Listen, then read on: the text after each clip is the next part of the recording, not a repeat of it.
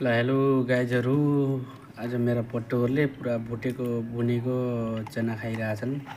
हिजो हावाले यिनीहरू बाहिर कति दुःख झेल्नु भयो, त हिजो आनन्द माने। आज बिहान बिहानै बुनेको चना दिएछु, हल्का हल्का खुसी छन् केटाहरू आज, होइन मिठू? खुसी छौ?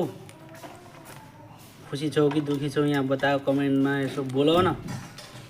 आज रिसा आएछ नि त यो बोल्छ। साथीहरू यसो लाइक कमेन्टहरू गर्नु होला। पट्टुको भिडियोहरू आउनु कस्तो कराउँछ। यहाँ अर्कोले खाइरहेछ, यहाँ अर्को टोक्न पनि खोज्छ। अझै कस्तो गर्छन् यिनीहरूलाई। हामीले खासै हातमा खेलाइन्न, त्यही भएर टोक्न आक्रमण गर्न खोज्छन् के। सिक्दैछन् केटाहरूले।